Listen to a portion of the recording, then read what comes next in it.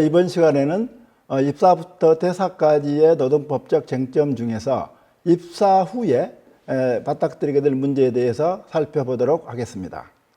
먼저 여러분들이 이제 한 달이 경과하게 되면 근로자들이 월급을 받는 문제가 생기고, 또 수습기간을 정했다면 수습기간의 종료 문제가 있고, 또 채용 후 1년이 지나면 연차휴가 문제가 있습니다.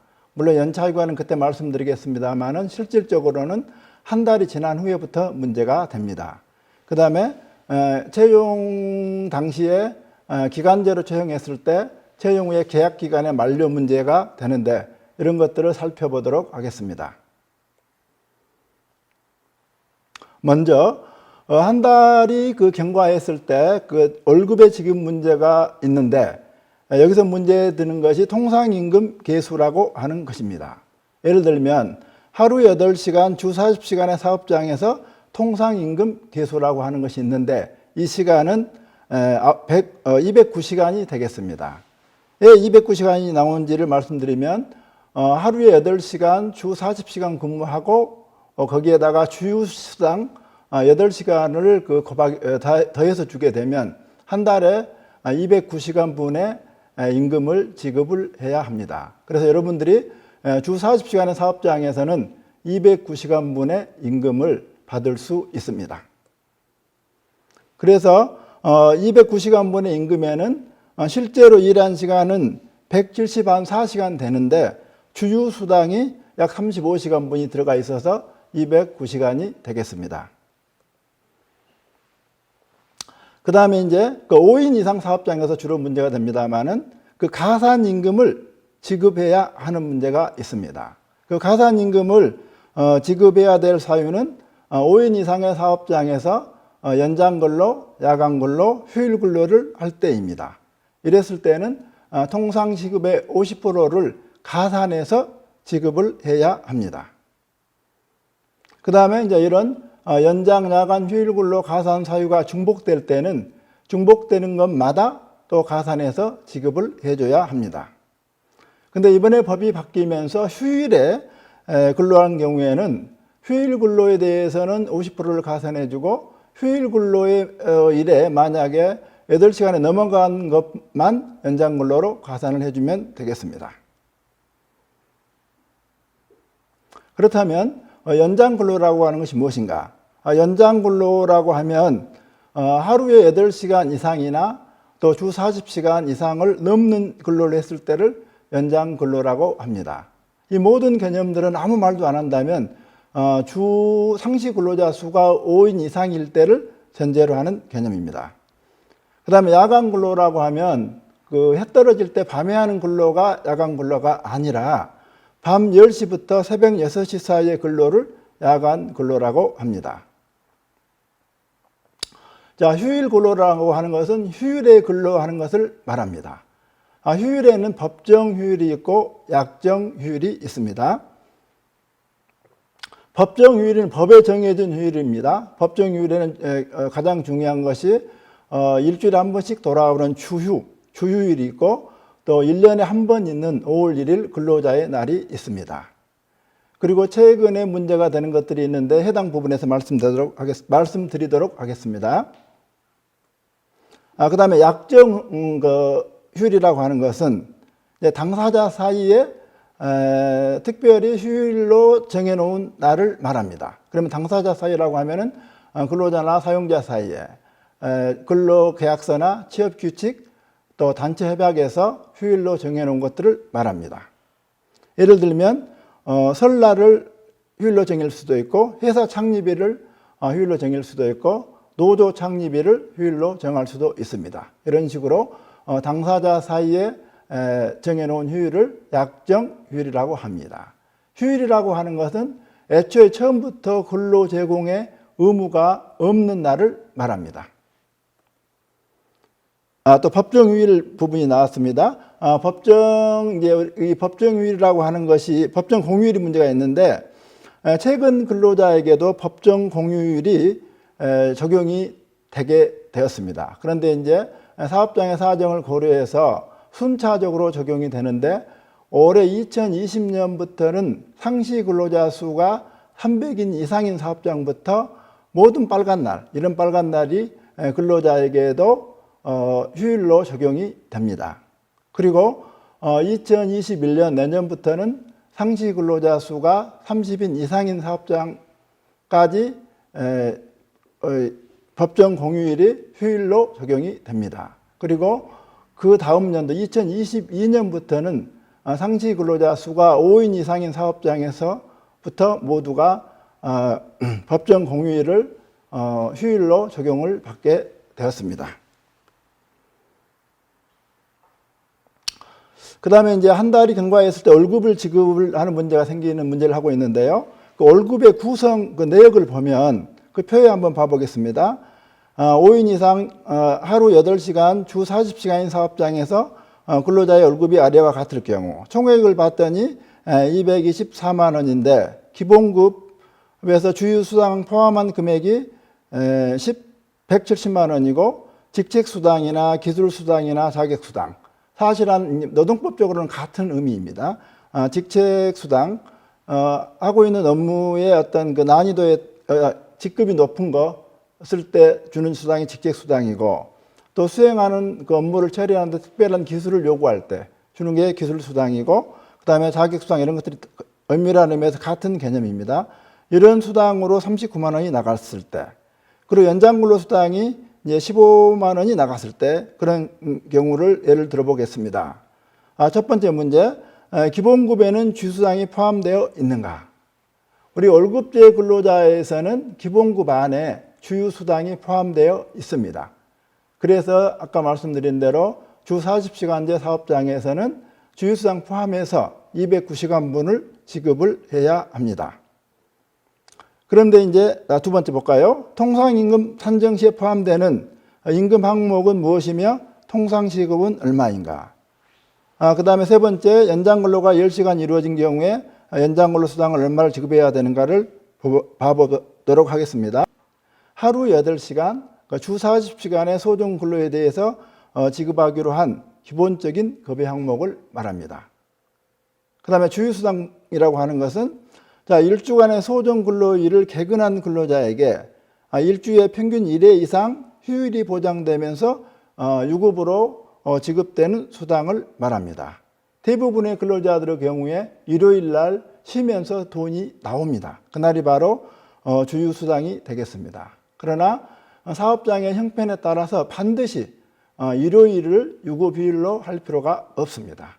예를 들면 미장원 같은 경우 광주를 두 조각 내서 남구하고 동구는 예를 들면 화요일 날 쉬고, 그 다음에 서구나 광산구나 북구는 예를 들면 목요일 날 쉰다. 그때 그 쉬는 날이 주휴일이 되겠습니다.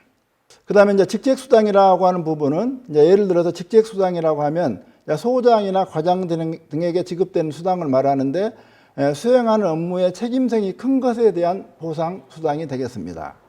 그 다음에 직무수당이라고 하면은 수행하는 업무의 성격에 따라서 예를 들어서 격리나 수당이나 기술수당 이런 것들을 말하는데, 수행하는 업무의 곤란도나 특수성을 반영한 수당이 직무수당입니다. 아까 말씀드린 대로 기본급이나 직책수당이나 직무수당은 그 성격이 똑같고 사실상 기본급으로 봐도 무방합니다. 그렇다면 통상시급을 어떻게 계산할 것인가?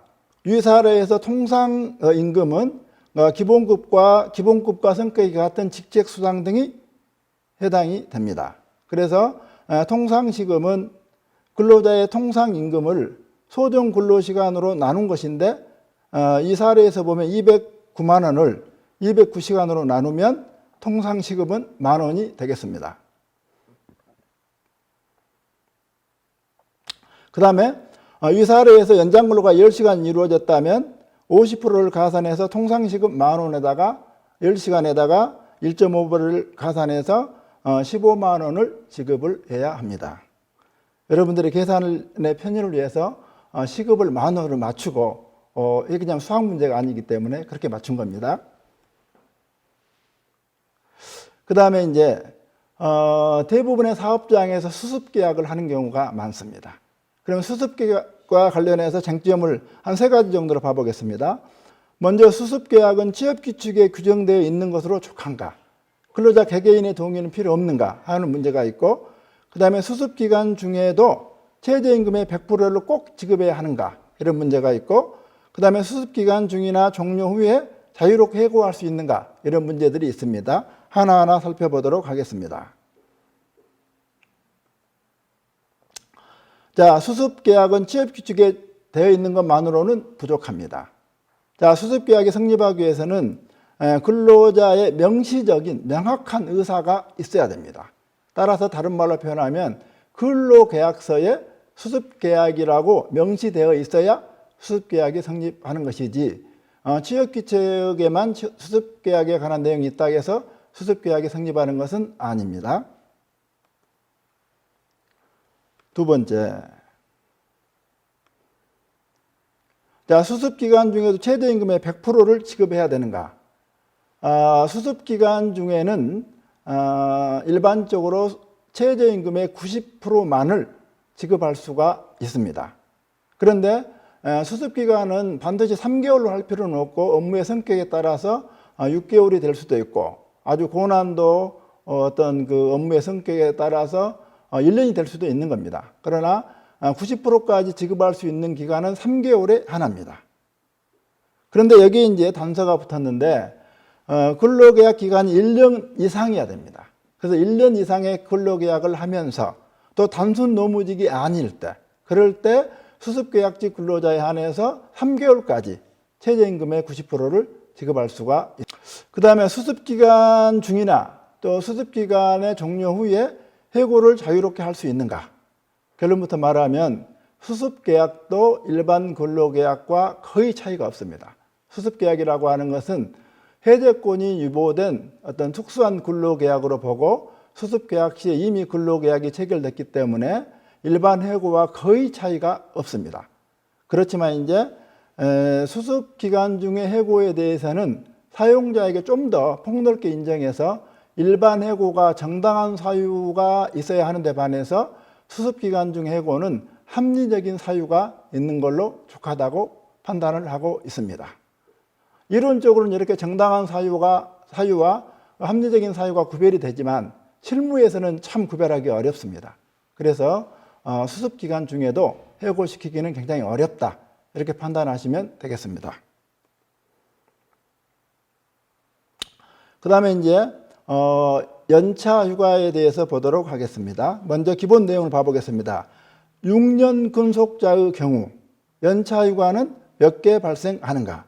정확하게 말하면 6년이 지난 사람, 6년을 꽉 채운 근로자에게 7년째 연차가 몇 개 발생하는가의 문제인데, 연차를 구하는 식을 보면요, 기본적으로 15개를 깔아줍니다. 거기에다가 N이라고 하는 것이 근속기간을 말해요. 여기서 6년이 지났으니까 N이 6이 되겠습니다.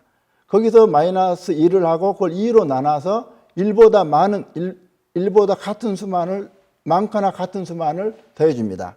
그렇게 되면 6 빼기 1은 5가 되고, 5를 2로 나누면 2.5가 되는데, 결국 2만 추가하니까 17개.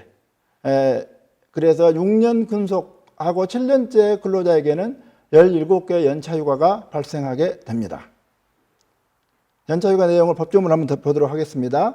자, 사용자는 1년간 80% 이상 출근한 근로자에게 15일의 유급휴가를 줘야 됩니다. 그래서 15일부터 시작하는 겁니다.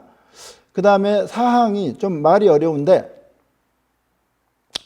사용자는 3년 이상 계속하여 근로한 근로자에게는 1항에 따른 휴가의 최초 1년을 초과하는 계속 근로연수 매 2년에 대해서 1일을 가산한 유급휴가를 줘야 된다. 이 말이 무슨 말이냐면요, 1년, 2년째 근속자에게는 15개를 주고, 3년, 4년째는 16개를 주고, 5년, 6년째는 17개를 이렇게 해서 2년도씩 묶어서 15개에서 하나씩 추가한다는 의미입니다. 그리고 이때 최대로 줄 수 있는 연차 개수는 25개로 한정이 됩니다. 그래서 어떤 회사에서 100년을 근무해도 연차는 25개에서 멈춥니다. 그 다음에 이제 연차 휴가의 어떤 그 특수한 경우로서 1년 미만 근로자 봐볼까요? 계속 근로기간이 1년 미만인 근로자의 경우에도 매월 연차휴가가 발생하는가? 그 다음에 1년 경과 후에는 연차휴가 일수를 어떻게 계산하는가? 이게 최근에 법이 바뀌었습니다. 그래서 일단 1년이, 원래 연차라고 하는 것은 1년이 지나야 되는데, 그러면 1년이 지나기 전까지는 근로자가 연차휴가를 전혀 사용할 수 없다는 문제가 생깁니다. 이런 문제를 해결하기 위해서 사실상의 올차를 연차라는 이름으로 입사 최대에 한해서 인정을 해주고 있는데, 그 요건은 올 단위로 개근했을 때 그 다음 달에 연차를 1일을 쓸 권리가 생깁니다. 그래서 100% 개근을 했다면 1년 동안에 올차상 연차로 쓸 수 있는 개수는 11개가 되겠습니다. 예, 그 다음에 이제 그전에는 이렇게 해서 1년이 지났을 때 15개에서 그동안 사용한 연차 개수를 빼도록 했었는데, 이제 그것을 삭제했습니다. 언제부터 삭제했냐? 여기 나온 대로 2017년 5월 28일 이후 입사자부터는 올 단위 연차를 고스란히 주고 다음 연도에 연차를 15개를 그대로 주도록 되어 있습니다. 그러다 보니까 어떤 근로자가 1년 동안에 100% 출근을 하고 만약에 퇴사를 했다. 그렇게 되면 발생하는 연차 개수는 올 단위 연차 11개에다가 또 원래 의미의 연차 15개를 해서 26개가 발생을 하게 됩니다. 봐보겠습니다. 또한 1년간 80% 미만 출근자에게는 연차휴가가 전혀 발생하지 않는가? 결론부터 말씀드리면 원래 1년의 근속기간을 다 채우고 그 다음에 80% 이상 출근했을 때 연차휴가가 발생하는데, 거기에 대한 예외가 또 하나 있는 것이 일단 1년간은 채워야 됩니다. 1년간이라고 하는 근속기간을 채우는데 80% 출근율을 못 채웠다. 그랬을 때는 이제 개개의 각 달별로 봤을 때 개근한 달에 1개씩 연차휴가가 발생하도록 하고 있습니다. 그래서 결국은 이런 경우에는 개근한 달에 봐서 개근한 달에 연차휴가가 1개씩 발생한다고 보시면 되겠습니다. 그 다음에 봐볼까요? 자, 입사 2년 차의 근로가 근속기간은 2년이 안 되었는데 출근율은 80% 이상인 경우 연차휴가가 전혀 발생하지 않는가? 이 말은 무슨 얘기냐면요. 일단 문제를 이해해야 되는데, 두 번째 연도 364일까지 근무하고 하루를 남겨놓고 퇴사를 했다는 얘기예요. 이유는 불문하고 해고를 당했든 사직을 했든 그랬을 때 그 2차 연도에 연차휴가가 발생하는가? 결론부터 말하면 1개도 발생하지 않습니다. 왜 그러느냐? 연차라고 하는 건 일단 근속기간 1년이 채워져야 돼요. 그런데 하루가 부족하니까 2차 연도 근무분에 대해서 하루가 부족하니까 1년이 안 채워졌고 근속기간이 출근율로는 당연히 80%가 넘을 겁니다. 그런데 이제 일단 1년이 안 채워졌기 때문에 2차 연도의 연차는 1개도 발생하지 않습니다. 그 다음에 연차 개수 한번 봐볼까요? 자, 2018년 1월 1일 입사하여 계속 근무직인 근로자의 경우, 자, 2020년에는 몇 개의 연차휴가를 사용할 수 있는가? 자, 2018년에 1월 1일 날 입사했으니까 2019년에는 15개를 사용할 수 있고요. 그 다음에 2018년에 11개를 사용할 수 있고요. 올차상 연차. 다시 한번 말씀드리면 2018년에는 올차상 연차를 최대 11개를 사용할 수가 있습니다. 그리고 2019년에는 정상적인 의미의 연차 15개를 사용할 수가 있습니다. 2020년에는 2019년 근무분에 대한 대가로서 연차휴가를 15개를 사용할 수가 있습니다. 그 다음에 해설 부분 봐보겠습니다. 그런데 2020년에 사용자 측의 원인으로 연차휴가를 사용하지 못했다면 그때는 이제 돈으로 바뀝니다. 이걸 우리가 연차휴가 수당이라고 그럽니다. 그리고 연차 휴가 수당은 임금 채권의 소멸시효가 3년이기 때문에 3년의 소멸시효가 걸립니다. 그래서 2021년부터 3년간 3년 안에 연차 휴가 수당을 받을 권리가 생깁니다. 또 봐보겠습니다. 연차 휴가의 대체 문제인데 연차 휴가일에 가름하여 특정한 근로일에 근로자를 휴무시킬 수 있는가? 이것이 가능해졌습니다.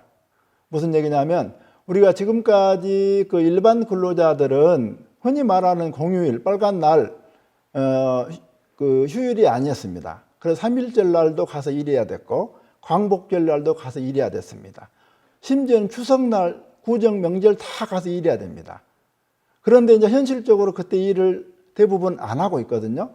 그래서 소규모 사업장에서 빨간 날들을 연차를 쓴 걸로 대체하는 제도가 있었습니다.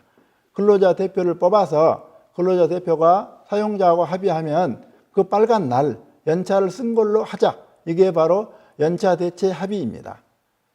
지금까지 소규모 사업장에서는 대부분의 사업장에서 연차 휴가를 이런 식으로 대체 사용해 왔습니다. 이것이 가능했다는 얘기입니다. 앞으로도 가능합니다. 그런데 이제 활용도는 많이 떨어질 걸로 보여집니다. 왜 그러냐면 이제는 올해부터 2020년부터는 300인 이상 사업장에 빨간 날, 흔히 말하는 법정 공휴일이 유급휴일로 바뀌었고, 그 다음에 내년 2021년부터는 30인 이상 사업장이 이제 빨간 날이 다 법정 공휴일이 돼버린 거예요. 일반 근로자들도. 그리고 2022년부터는 우리 일반 5인 이상 사업장의 근로자들이 모두가 다 법정 공휴일이 똑같이 그 법정 공휴일에 적용을 받다 보니까 대체하고 싶어도 대체할 수 있는 날이 거의 없어졌습니다. 따라서 연차 대체 제도가 있지만 그 활용도는 많이 떨어질 걸로 보입니다. 그 다음에 연차 휴가권의 사전 강제 매수는 무효인가? 문제가 너무 쉽습니다. 무효입니다. 이런 경우 어떤 경우가 있냐면 그 소규모 사업장에서 근로자들이 연차 휴가를 쓸 권리를 박탈하면서 미리 돈으로 줘버린 경우가 있어요. 그래서 연차 수당을 급여 안에 넣어놓고 연차를 못 쓰게 하는가. 이게 우리가 연차 휴가권의 강제 매수라고 하는 것인데 이런 경우는 무효가 됩니다. 그래서 그런 경우에는 연차를 강제로 사는 것은 무효가 되기 때문에 그럴 때는 그 연차 휴가로 지급됐던 임금의 성격은 부당이득으로 보고 반환해야 되고 연차 휴가 권리를 근로자는 정당하게 사용할 수가 있습니다. 그 다음에 계약기간 만료에 대해서 보도록 하겠습니다. 우리 대부분의 노동 현실이 근로계약을 정해놓습니다. 쉬운 말로 이게 기간제 근로자라고 하는 겁니다. 그러다 보니까 이제 우리 비정규직의 대표적인 경우가 기간제 근로라고 하는 것인데 이제 기간제로 근로계약을 정해놨다. 그러는데 계약기간이 만료했을 때 어떻게 할 것인가? 이 문제를 보겠습니다. 자, 계약기간의 만료로 근로관계를 종결하는 경우 해고인가? 자, 계약기간 만료하고 해고는 본질이 다릅니다. 따라서 계약기간이 끝났다고 한다면 그것은 계약기간 만료이지 해고가 아닙니다. 그래서 원래 의미의 계약기간 만료는 계약기간이 끝남으로 자동으로 근로관계가 종결되는 것이고 사용자가 가서 뭐 통지할 의무마저도 없습니다. 그러나 실무적으로는 대부분 통지를 해주고 있는데 계약기간이 끝나면 자동으로 바로 끝나는 것이지 통지할 의무마저도 없습니다. 그래서 계약기간이 만료됐을 때 근로관계는 당연히 종료되게 됩니다. 그래서 계약기간 만료로 인한 근로관계 종결의 경우 한 달 전 통보를 요하는가? 그러지 않습니다. 우리가 해고 경우에는 이제 해고 예고 제도라고 하는 것이 있어서 한 달 전에 통보를 하거나 아니면 한 달 전 통보를 못했을 때는 한 달분의 급여를 지급해야 합니다만은 계약기간 만료는 해고가 아니기 때문에 한 달 전 통보할 법적 의무는 없습니다. 그러면 이제 묵시적 갱신의 경우 근로계약 기간은 어떻게 되는가? 자, 묵시적 갱신이라고 하는 그 개념부터 먼저 본다면요. 계약기간 만료가 됐음에도 불구하고 근로자는 노무를 제공을 계속하고 사용자도 노무 수령을 계속해서 지나가 버린 경우, 이런 경우가 우리가 묵시적 갱신이라고 하는데, 이랬을 때 근로계약 관계가 어떻게 될 것인가?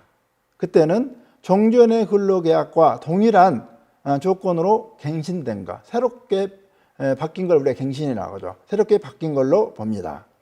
그랬을 때 계약기간은 어떻게 볼 것인가? 계약기간을 어떻게 볼 것인가에 대해서 여러 견해가 있는데, 우리 대부분 판례는 종전의 근로계약과 동일한 내용의 계약기간을 정한 것으로 보고 있습니다. 실무적으로는 굉장히 이것들이 중요한 내용이 됩니다. 그 다음에 이제 기간제 근로계약에서 더 중요한 것이 이제부터 다룰 내용입니다. 자, 봐볼까요? 자, 현행 기간제법상 기간제 근로계약의 총 사용 기간은 몇 년까지이며 그 기간을 도과한 경우는 어떻게 되는가? 여기에 단서가 붙습니다. 상시 근로자 수가 5인 이상 사업장이고 근로자가 15시간 이상을 했을 때, 그랬을 때 문제가 됩니다. 그랬을 때 기간제 근로자로 사용할 수 있는 기간은 2년까지입니다. 이유를 불문하고 2년이 넘겼다. 그러면 그 다음 날부터 당사자의 의사를 불문하고 무기직으로 전환이 됩니다. 간주가 됩니다. 무기직이라고 하는 것은 기간에 정함이 없는 근로계약이고, 다른 말로 정년이 보장되는 근로자로 신분이 바뀐다는 내용입니다. 예, 아까 말씀드린 대로 기간제 근로계약은 2년까지만 가능하고 2년이 도과됐을 때, 넘었을 때는 무기직으로 전환이 됩니다. 그런데 우리 기간제법 4조 1항 단서에 이러저러한 사유가 있을 때는 2년이 도과되더라도 무기직으로 전환되지 않는 사유를 자세히 규정하고 있습니다. 그래서 한번 봐볼까요? 55세 이상의 고령자의 경우에는 2년을 초과하더라도 무기직으로 전환이 되지 않습니다. 이런 식으로 기간제법 4조 1항 단서에서 무기직으로 전환되지 않는 사유를 정하고 있고, 실무적으로 굉장히 중요한 내용이 되겠습니다. 그 사유 하나하나를 보면 사업의 완료 또는 특정한 업무의 완성에 필요한 기간을 정하는 경우, 이런 경우는 프로젝트성 계약을 생각하시면 되겠습니다. 처음부터 그 프로젝트가 3년이 걸리는 계약이었다, 3년짜리였다. 그러면 3년짜리 근로계약을 체결했다 하더라도 3년 후에 끝나는 것이지 무기직으로 전환이 되지 않는다는 얘기입니다. 그 다음에 휴직이나 파견 등으로 결혼이 발생하여 당해 근로자가 복귀할 때까지 근무를 대신할 필요가 있는 경우인데 그 기간 2년이 넘었다 하더라도 전환이 되지 않습니다. 그 다음에 근로자가 학업이나 직업훈련 등을 이수함에 따라 그 이수에 필요한 기간을 정한 경우 역시 2년이 넘더라도 기간제일 뿐이지 무기직으로 전환이 되지 않습니다. 그 다음에 D번은 아까 말씀드린 대로 고령자인데, 우리 준고령자까지 포함하는데 준고령자는 55세 이상을 말합니다. 그러다 보니까 55세 이상의 근로자들은 2년이 도과하더라도 무기직으로 전환이 되지 않고 여전히 기간제 근로자로 남아있게 됩니다. 이상으로 기간제 근로계약의 만료에 대해서 살펴봤습니다. 다음 시간에는 이제 근로관계 종결에 관한 문제를 살펴보도록 하겠습니다.